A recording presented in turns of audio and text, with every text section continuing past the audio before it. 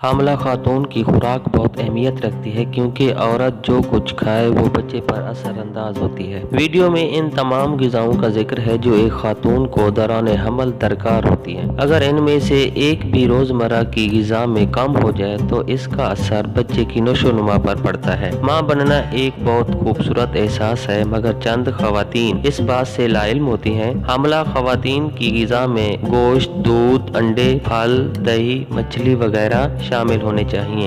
قبض سے بچنے کے لیے ہرے پتوں والی سبزیاں اور پھل ضرور لیں۔ دودھ، دہی اور لسی کا استعمال بڑھا دیں۔ پہلے 4 مہینے بچے کی نشو و نما میں بہت اہم کردار ادا کرتے ہیں، اس لیے اس وقت بچے کی ہڈیوں کی صحیح نشو و نما ہو سکے اس لیے دودھ دہی کا استعمال لازمی کریں۔ بیشتر خواتین کو دوران حمل متلی کی شکایت رہتی ہے۔ اس شکایت میں ان کو کاربوہائیڈریٹ کی زیادہ ضرورت ہوتی ہے۔ اس کے لیے پھلوں کے جوس، دودھ کی اشد ضرورت ہوتی ہے ورنہ کمزوری ہو جاتی ہے۔ صحت مند متوازن غذا زندگی کے ہر مرحلے میں ضروری ہوتی ہے لیکن اس کی اہمیت حمل کے دوران بہت بڑھ جاتی ہے کیونکہ ماں صحت مند ہو تو بچہ بھی صحت مند ہوتا ہے۔ آپ کو ضرورت نہیں کہ آپ کوئی خصوصی غذا کھائیں بلکہ مختلف قسم کی غذا لی جائے تاکہ ساری غذائیت آپ تک پہنچے۔ ماں بننے والی خواتین کو بھوک زیادہ لگتی ہے لیکن ایسا بھی نہیں کہ آپ 2 لوگوں کا کھانا کھائیں۔ اس کے لیے سب سے زیادہ ضروری یہ ہے کہ آپ صحت بخش ناشتے میں اپنے دن کا آغاز کریں۔ الٹے سیدھے کھانوں کے پیچھے نہ دوڑیں جو کہ شوگر اور چکنائی میں زیادہ ہوں۔ اپنی پسند ناپسند کو چھوڑ کر صرف اور صرف متوازن غذا کھائیں۔ کوشش یہ کریں کہ سبزیوں اور پھلوں کا زیادہ سے زیادہ استعمال کریں۔ روزانہ کم از کم 5 طرح کے پھلوں کی ورائٹی کھائیں لیکن ان کو اچھی طرح دھو کر استعمال کریں۔ ناشتے میں کھائے جانے والی سیریل، بریڈ،